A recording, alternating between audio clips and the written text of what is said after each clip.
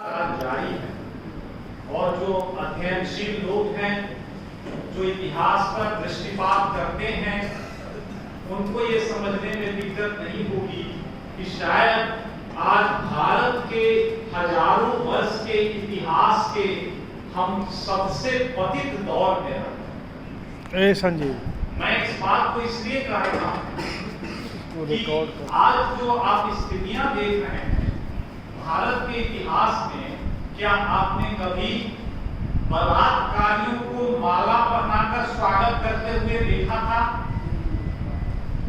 ये भारत के इतिहास में ही नहीं, दुनिया के इतिहास में भी शायद ये प्रसंग आपने नहीं सुना होगा। हमारे यहाँ यह भी हुआ। आपने भीड़ के बीच कारगिल का युद्ध लड़ने वाले एक सैनिक की पत्नी को सरेआम नंगा करके घुमाते हुए और उसके यौनांगों से छेड़छाड़ करते हुए आपने देखा था। हमारे देश के मणिपुर में यह भी हुआ।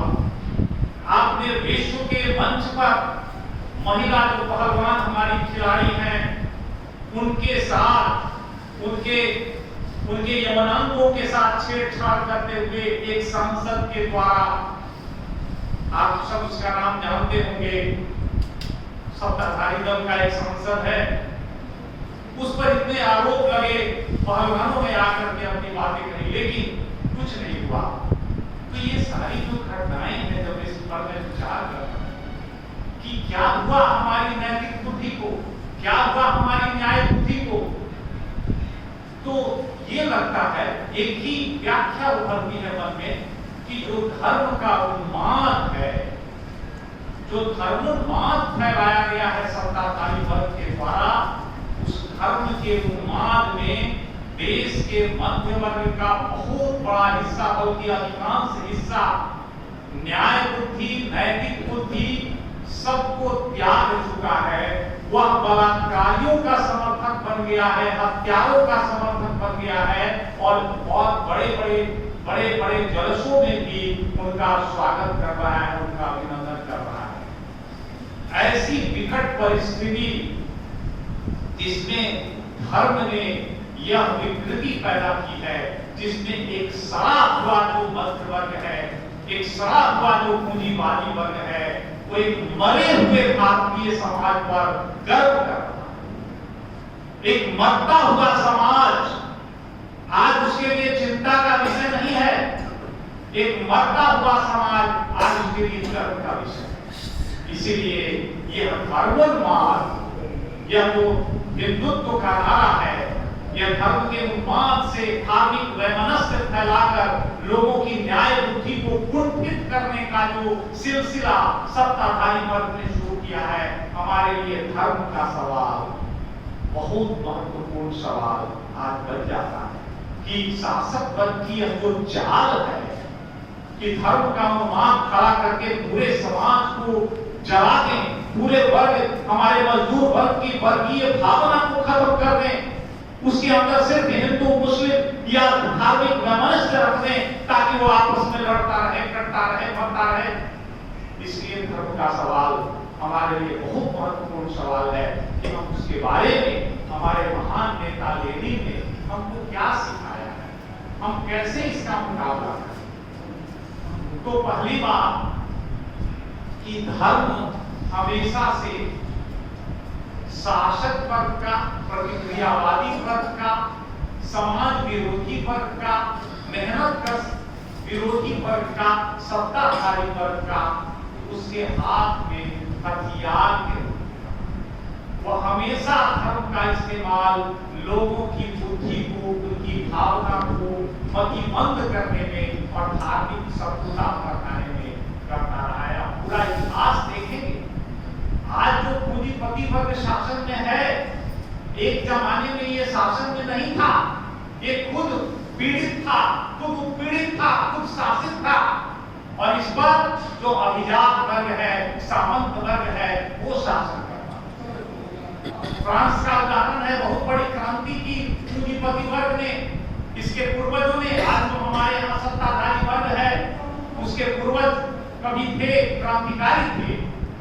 उन्होंने धर्म की सत्ता को चुनौती दी। उन्होंने बताया कि ये जो राजा रजवाड़ा धर्म का इस्तेमाल जनता को बांटने के लिए कर रहा है, जनता में शत्रुता भड़काने के लिए कर रहा है। इसलिए धर्म हमारा सिर्फ व्यक्तिगत मामला घोषित किया जाना चाहिए, सत्ता को इससे कोई मतलब नहीं होना चाहिए। ये पूंजीपति वर्ग के विद्वानों ने कहा था जब वो क्रांतिकारी था, लेकिन उससे पतित होकर आज का जो पूंजीपति वर्ग है, जो पूरी तरह जन विरोधी बन चुका है, आज वो धर्म को क्या उसने कर दिया है, व्यक्तिगत मामला से उसने राजकीय मामला बना। आज कोई भी धार्मिक कार्य, देश का प्रधानमंत्री, देश के मंत्रीगण, देश के जो पदों पर बैठे हुए हैं, वो जाकर के एक पुजारी की तरह उन धार्मिक अनुष्ठानों का संकल्प ले रहे हैं और धार्मिक अनुष्ठान कर रहे हैं। इससे कुछ लोगों को बड़ी खुशी होती है, मध्य वर्ग के कुछ बुद्धिहीनों को, पंडितों को बड़ी प्रसन्नता होती है कि हमारा जो राजा है, हमारा जो सत्ताधीश है, वो बड़ा धार्मिक है और उसके लिए जीने मरने के लिए वो दौड़ पड़ते हैं कि अरे इतना धर्म की बात करने वाला, इतनी अच्छी अच्छी बात करने वाला, राम का नाम लेने वाला, इससे अच्छा शासक हमको क्या मिलेगा।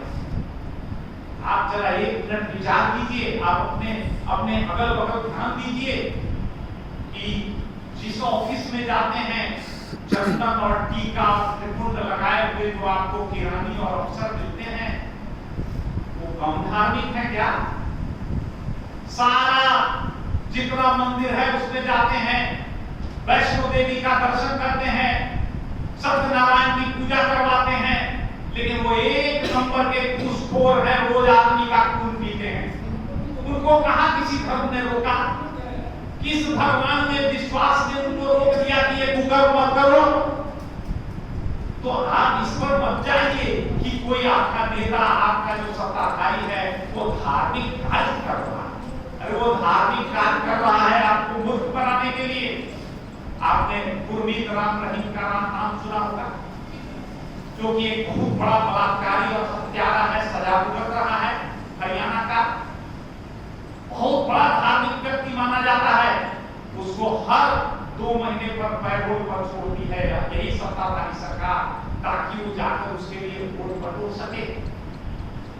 आप एक बलात्कारी को किस धर्म में संरक्षण देने की बात की गई है, आप इस पर नजर दौड़ाएं। लेकिन वो सिर्फ धर्म का नाम लेकर वो बलात्कार जैसे आरोप का आरोपी होते हुए भी, आरोप सिद्ध होते हुए भी आराम से घूम रहा है और सबको वोट कर रहा है। तो इसलिए आपका सत्ताधारी धार्मिक कार्य कर रहा है, धार्मिक अनुष्ठान कर रहा है, इस पर आप मत खुश होइए। आप सोचिए कि आपको मूर्ख बना रहा है, आपकी बुद्धि को कुंठित कर रहा है। तो साथियों, इस विकट परिस्थिति में हम फिर से इस बात पर आए कि लेनिन हमको क्या बताते हैं, हम कैसे आगे बढ़ें, कैसे इस परिस्थिति में हम। तो मैंने जैसा जिक्र किया कि धर्म को व्यक्ति का निजी मामला घोषित किया जाना चाहिए। ये हमारे कम्युनिस्टों की, हमारे समाजवादियों की, क्रांतिकारियों की सुनिश्चित नीति है और इसको हमको इसके लिए हमेशा मान रखना चाहिए। ये राज्य से धर्म का कोई संबंध नहीं, कोई धार्मिक संस्थान को कोई सहायता नहीं राज्य की तरफ से, चाहे वो प्रधानमंत्री और राष्ट्रपति हो, उसका निजी मामला है। वो अगर किसी धर्म में विश्वास करता है तो वो घर में पूजा पाठ कर सकता है, नमाज पढ़ सकता है, चर्च में अपना प्रेयर कर सकता है, लेकिन निजी तौर पर वो पूरे समाज के विषय के तौर पर, राजकीय विषय के तौर पर धर्म को इस्तेमाल नहीं कर सकता है। इसकी मांग हम करेंगे, जो कि एक समय क्रांतिकारी को भी करेगा। लेकिन सिर्फ निजी मामला कह देने से मामला समाप्त नहीं होता है। निजी मामला होना चाहिए, इससे एक कंफ्यूजन भी पैदा हुआ है इतिहास में कि निजी मामला होना चाहिए। तो मजबूर के जो क्रांतिकारी साथी थे, जो बुद्धिजीवी थे, उसमें से कुछ लोग ये समझने लगे कि अरे धर्म को निजी मामला होना चाहिए, हमको धर्म से क्या मतलब है, छोड़ो धर्म की आलोचना वगैरह के बचरा में क्या पढ़ना है, ये तो निजी मामला है। लेकिन लेनिन ने कहा कि ये गलत है। ये कंफ्यूजन नहीं होना चाहिए। निजी मामला होना चाहिए राज्य के संदर्भ में। कहने का मतलब है कि राज्य अपने नागरिकों के साथ धर्म के आधार पर कोई भेदभाव नहीं करे। किसी भी धर्म का कोई व्यक्ति हो, राज्य के सामने वह एक समान महत्व का होना है। लेकिन ने तो यहाँ तक कहा कि किसी नागरिक के धर्म का कोई उल्लेख नहीं होना चाहिए। किसी फॉर्म में, किसी एप्लीकेशन में, किसी नौकरी के आवेदन में कहीं धर्म लिखा ही नहीं जाना चाहिए, ताकि भेदभाव करने का कोई भी मौका छूट जाए। तो ये बात स्पष्ट रूप से समझ लीजिए। लेकिन निजी मामला हमारी पार्टी के लिए नहीं, क्रांतिकारी बुद्धिजीवियों के लिए नहीं। अगर पार्टी भी धर्म को निजी मामला मान ले तो धर्म का जो उन्माद है, धर्म का जो मतिमंदकारी प्रभाव है, धर्म का जो रिएक्शन को, जो जन विरोधी जो कार्य है, उसको ढकने के लिए जो इस्तेमाल है, तो होता रहेगा। तो उसकी अगर हम आलोचना नहीं करेंगे, उस पर हम अपने अगर विचार नहीं देंगे और कह देंगे कि धर्म निजी मामला है, तो बहुत बड़ी गलती हो जाएगी। इसलिए इस बात को स्पष्ट समझ लीजिए। मेरे ने तो कहा कि धर्म निजी मामला होना चाहिए राज्य के संदर्भ में, लेकिन पार्टी के लिए, हमारी कम्युनिस्ट पार्टी के लिए, क्रांतिकारियों के लिए धर्म निजी मामला नहीं है। इसलिए कि हम धर्म की आलोचना जरूर करेंगे। धर्म के खिलाफ हम विज्ञान, क्योंकि विज्ञान हमारा सहारा है। आप तो ये देखते होंगे कि जो पूंजीपति वर्ग है वो भी अपने मुनाफे के लिए, अपने प्रचार के लिए सारे वैज्ञानिक साधनों का इस्तेमाल करता है। हर जगह टीवी लगाई जाती है, रिमोट से आपको उद्घाटन होते हैं, हर जगह जो है उसके भाषण के प्रसारण होते हैं। एक से एक हम लोग के पास तो बहुत साधारण माइक है, उनके माइक तो लाखों करोड़ों के होते हैं, उनके हॉल बहुत समृद्ध होते हैं। तो सारे वैज्ञानिक साधनों का उपयोग ये शासक वर्ग करता है, लेकिन आपको मूर्ख बनाने के लिए विज्ञान को रोज गाली देता है, वैज्ञानिकों को रोज गाली देता है। ऐसा पाखंड आप विश्व के किसी भी देश में, किसी पूंजीपति वर्ग के किसी भी सेक्शन में आप नहीं पाएंगे, मेरा दावा है। दुनिया के किसी भी देश का पूंजीपति वर्ग, विशेषकर यूरोप के विकसित देशों का पूंजीपति वर्ग, चाहे वो उदारपंथी पूंजीपति हो या प्रतिक्रियावादी हो या पश्चिमगामी हो, वह विज्ञान को खुलेआम गाली नहीं दे सकता, क्योंकि उसके समाज में विज्ञान के प्रति, धर्म के प्रति जो एक समझ विकसित हुई है ऐतिहासिक रूप से, उसमें जनता उसके बकवास को स्वीकार नहीं करती। लेकिन हमारे देश का दुर्भाग्य है कि यहाँ विज्ञान को गाली दे देकर, कोस कर, ये जो बागेश्वर बाबा एक पैदा हुआ है, वो खुलेआम विज्ञान को गाली देता है और लोग उस पर गाली बजाते हैं। तो विज्ञान को गाली देने वालों पर जब आप गाली बजाएंगे तो इसका मतलब आप अपने मौत का फरमान जारी कर रहे हैं, क्योंकि विज्ञान के बिना कुछ नहीं है। विज्ञान ही आपका सहारा है और उसी को गाली देने वाले पर ताली बजा रहे हो। तो इस बात को अच्छी तरह समझ लीजिए कि निजी मामला हमारे लिए नहीं है। हम धर्म की जरूर आलोचना करेंगे, लेकिन इसके साथ और बात कि धर्म की आलोचना करेंगे तो क्या करेंगे? क्या खुलेआम अपने कार्यक्रम में घोषित कर दें कि हमारे पार्टी का मेंबर वही हो सकता है जो नास्तिक हो, या हम अपने झंडा पर लिख दें नास्तिकता जिंदाबाद, चलो नास्तिकता का प्रचार करो, यही हमारा मुख्य काम है?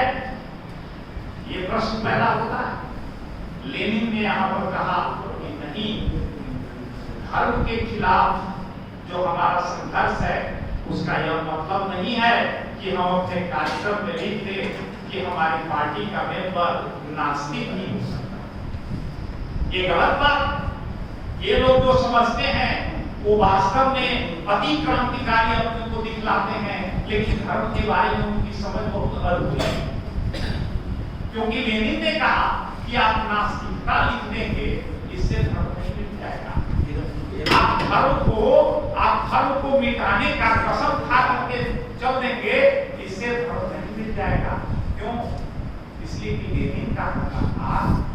धर्म पैदा कैसे हुआ, हम भौतिकवादी लोग हैं, उसका वैज्ञानिक विश्लेषण करना चाहिए।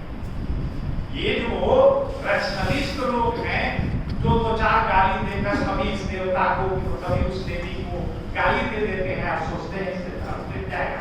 नहीं, लेनिन का कहना था कि ऐसा करने वाले लोग एक्चुअली पूंजीपतिवाद की मदद करते हैं और धर्म को मजबूत करते हैं। इसलिए लेनिन ने स्पष्ट कहा कि नास्तिकता हमारे कार्यक्रम का हिस्सा है। ये बात सही है कि जो भी समाजवादी होता है, जो क्रांतिकारी समाजवादी होता है, वो नास्तिक होता है। आप यहीं पर बैठे अपने अनुभव से देख लीजिए कि हमारे यूनियन में भी बहुत सारे लोग मजदूर आए थे। शुरू में सारे मजदूर नास्तिक थे, लेकिन उसमें से कई मजदूर नास्तिक बन गए हैं, आप अपने अनुभव से देख सकते हैं। और वो नास्तिक बनने की प्रक्रिया में है, तो उनको किसी ने जबरदस्ती नास्तिक नहीं बनाया। उन्होंने धर्म के बारे में शिक्षा प्राप्त करके और जो जीवन का संघर्ष है उसमें शामिल होकर के और नास्तिक बना। तो लेनिन की सबसे एक महत्वपूर्ण यहाँ पर बात आती है कि चाहे आप लाख पुस्तकें बांट दीजिए मजदूरों में, लाख प्रचार कर लीजिए नास्तिकता का, लेकिन आप धर्म को मिटाने की जरूरत नहीं, क्योंकि धर्म की जो जड़ है वह मजदूर वर्ग की जो पददलित स्थिति है, समाज में जो आप रोज मार खाते हैं, आप जो असहाय रहते हैं, आपको जो पूंजीवाद की अंधी शक्ति, कब आपको रोजगार मिलेगा, कब नहीं मिलेगा, कब आपको मालिक नौकरी से निकाल देगा, कब आप बीमार पड़ जाएंगे और आपकी मौत हो जाएगी, आप इलाज नहीं करा पाएंगे, कब आपका एक्सीडेंट हो जाएगा, आप अपंग हो जाएंगे। ये जो पूंजीवाद की अंधी शक्तियां हैं, इसके सामने आप जो असहाय हैं, वह असहायता आपको धर्म की कि जिसका कोई नहीं सहारा उसका राम सहारा। तो असहायता पूंजीवाद की अंधी शक्ति के समक्ष असहायता से जब धर्म पैदा होता है, तो खाली प्रचार से धर्म को कैसे मिटाया जा सकता है। इसलिए लेनिन ने कहा कि धर्म से लड़ने का सही रास्ता क्या होना चाहिए, वर्ग संघर्ष। जब मजदूर पूंजीवाद की शक्तियों के खिलाफ संघर्ष करेंगे, पूंजीवाद के खिलाफ संघर्ष के लिए संगठित होंगे, तो उनका प्रभुत्व होना तय है। सिर्फ धर्म के खिलाफ प्रचार से वो प्रभुत्व नहीं बनेंगे। इसका मतलब यह भी नहीं है कि हम धर्म के खिलाफ प्रचार नहीं करेंगे, हम प्रचार जरूर करेंगे, लेकिन इससे इतना ही पर विश्वास नहीं करेंगे कि खाली हम प्रचार कर दिए और धर्म, ये अधूरी बात। प्रचार के साथ साथ सबसे महत्वपूर्ण वर्ग संघर्ष में ज्यादा से ज्यादा मजदूरों को शामिल करना होगा, और उसमें इस आधार पर भेदभाव नहीं करना होगा कि ये मजदूर आस्तिक है, ये नास्तिक है, ये हिंदू है, ये मुसलमान है, इसकी पूजा पद्धति यह है। इसके आधार पर कोई भेदभाव नहीं, वो आस्तिक हो या नास्तिक हो या नास्तिक बनने की प्रक्रिया में हो, सारे के दरवाजे, अगर वो मजदूर वर्ग पूंजीवाद के खिलाफ लड़ने के लिए तैयार होता है, तो हमारी पार्टी के, हमारे संगठन के दरवाजे उसके लिए खुले हैं। ये लेनिन का लेनिन ने तो यहाँ तक कहा, धर्म के बारे में प्रश्न उठाकर उन्होंने कहा कि क्या हमारी पार्टी का सदस्य कोई पादरी हो सकता है।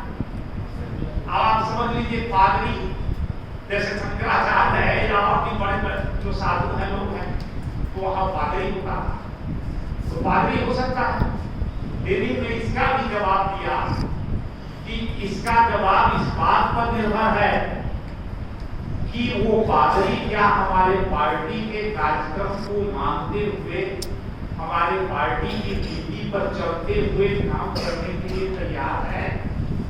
अगर वो पादरी हमारे पार्टी के कार्यक्रम को मानता है, उस नीति पर चलता है, काम करता है, तो एक पादरी भी हमारे पार्टी का सदस्य। लेकिन अगर वो पादरी यहाँ आकर अपने धर्म के प्रचार से मजदूरों को बेवकूफ बनाने का कार्यक्रम ले लेता है, आया था पार्टी के कार्यक्रम को मानकर, लेकिन यहाँ पर लगा मजदूरों को आस्तिक बनाने का कार्यक्रम शुरू कर दिया, तो वैसे पादरी को पार्टी से तुरंत निकाल दिया है। इसीलिए लेनिन की जो नीति है धर्म के बारे में, वो सबसे सुसंगत, सबसे समृद्ध, सबसे स्पष्ट। लेनिन पर कुछ लोगों ने आरोप लगाया कि आप ऐसा नीति इसलिए बना रहे हैं कि आपको डर है कि आप नास्तिक कह दीजिएगा कि नास्तिक हम हैं, नास्तिक लोग शामिल होगा, नास्तिकता का हम करेंगे तो मजदूर लोग डर कर भाग जाएगा, क्योंकि अधिकांश लोग नास्तिक हैं। लेनिन ने कहा कि धर्म के बारे में तुम्हारी समझ ही गलत है। हम किसी से डरते नहीं हैं। हम इस डर से अनिश्वरवाद का या नास्तिकता का जिक्र अपने कार्यक्रम में नहीं करते हैं कि मजदूर भाग जाए, बिल्कुल गलत बात है। बल्कि धर्म के बारे में जो हमारी समझ है वो वैज्ञानिक समझ है। तुम्हारी जो समझ है वो भाववादी समझ है। भाववादी समझ क्या है कि धर्म का कारण क्या है? अज्ञानता कारण है धर्म का।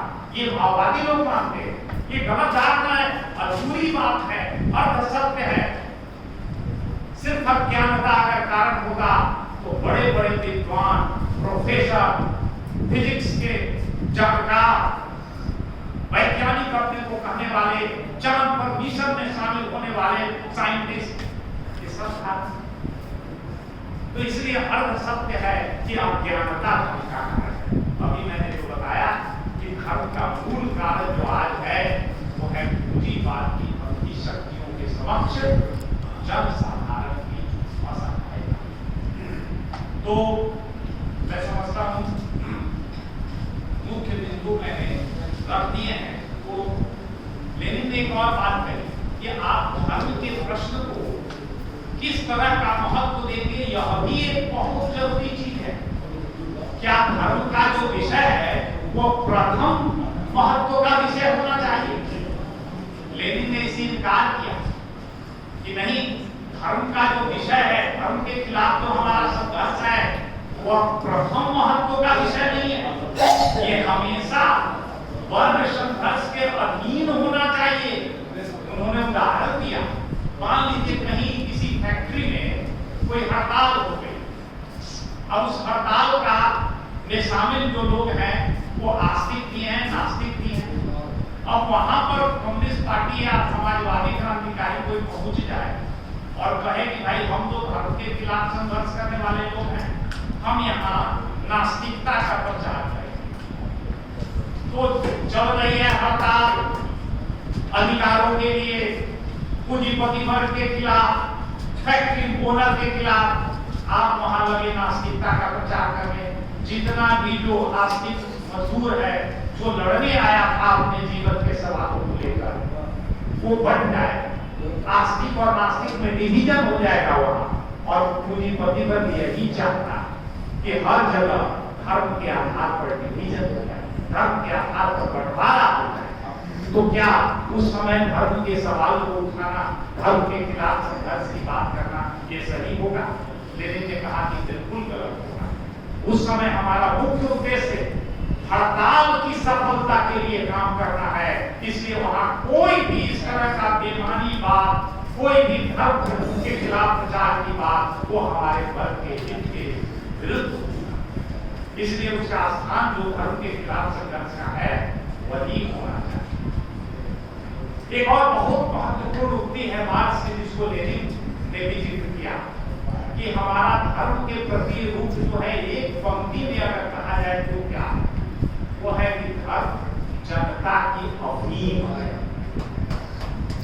जनता की अफीम का मतलब क्या हुआ कि आप अपने सारे दर्द उस अफीम को पीकर भुला जाते हैं। और इसीलिए पूंजीपति वर्ग के लिए यह इतना महत्वपूर्ण औषधि है आपको खिलाने के लिए, इंजेक्शन देने के लिए, कि आपको लेकर महसूस कर देता। आपको सड़क पर चलने के लिए फुटपाथ नहीं है, आपके इलाज के लिए अस्पताल नहीं है, आपको शुद्ध पेयजल नहीं प्राप्त होता है, आप गंदा पानी पीकर बीमार पड़ते हैं, आपको कोई सुविधाएं नहीं है, आपके जीवन की कोई गारंटी नहीं है, लेकिन धर्म की अफीम चढ़ाकर आपको मदहोश कर देता है शासन पर। आप ये सारी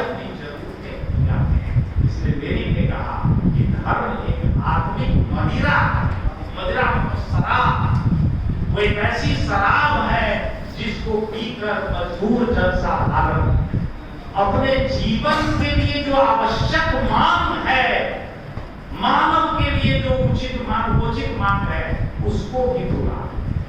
तो कितनी खतरनाक चीज, कितनी आपको मजबूर बन के लिए ये चीज है धर्म, इसको समझकर और इसके प्रति सही करना अत्यंत आवश्यक।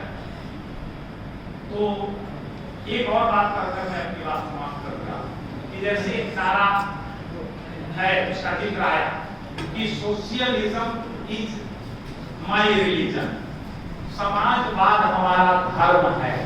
क्या यह कहना गलत है या सही? देखिए लेनिन जैसे प्रतिभाशाली आप हमारे देखा हुए 54 साल के, मैं समझता हूं कि बुर्जुआ वर्ग में, पूरे पूंजीवादी वर्ग में आप ढूंढ लीजिए, इतने प्रतिभावान आपको नहीं मिलेगा। इन्होंने हर एक पंक्ति पर विचार किया है। समाजवाद हमारा धर्म है, भक्ति गलत है या सही? कोई कहेगा कि वो धर्म का रहा है, गलत है, हम लोग राष्ट्रिक लोग हैं। कोई कहेगा कि नहीं सही है, समाजवाद के लिए हम लोग लड़ते हैं, समाजवाद ही हमारा धर्म है। लेनिन ने इसका कैसे विश्लेषण किया कि नहीं, ये परिस्थिति पर निर्भर है। अगर हमारा कोई आंदोलन करता, जो आंदोलित करने गया है लोगों को, और वहां पर पिछड़े समुदाय के मजदूर हैं जिनका ज्ञान अभी इतना आगे नहीं बढ़ा है, उनको समझाने के लिए, अपनी बात को समझाने के लिए कहता है कि समाजवाद हमारा धर्म है। तो क्या मतलब हुआ इसका? वो मजदूरों को धर्म से समाजवाद की ओर ले जाना चाहता है। इसलिए वहां उसकी बात की निंदा नहीं की जानी चाहिए, उसको झूठ होनी चाहिए कि वो ये बात कहकर अपनी बात को अच्छी तरह समझाने के लिए ये बात कहे। लेकिन अगर कोई सिद्धांत का, समाजवाद का कोई बुद्धिजीवी अगर अपनी किताब में ये लिख देता है कि समाजवाद हमारा धर्म है, वहां लेनिन कहते हैं गलत है, क्योंकि आप समाजवाद से धर्म की ओर जा रहे हैं, और वहां जो आंदोलन करता है वो धर्म से समाजवाद की ओर ले जा रहा है। इसलिए मैं समझता हूं कि कुछ बातें अगर छूट गई होंगी, मैं समझता हूं कि करीब करीब मैंने सभी का जिक्र कर दिया है। तो धर्म के बारे में यही समझ लेकर आज इस धर्मवादी माहौल में बड़े धैर्य के साथ, बहुत संजीदगी के साथ, किसी की भावना को बिना चोट पहुंचाते हुए, क्योंकि धर्मवाद चरम पर है, और अपना वैज्ञानिक प्रचार करते हुए हम आगे बढ़े और इसके उकसावे में न पड़े।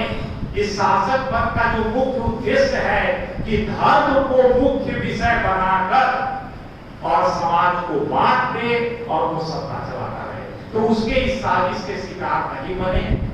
यही चलता है।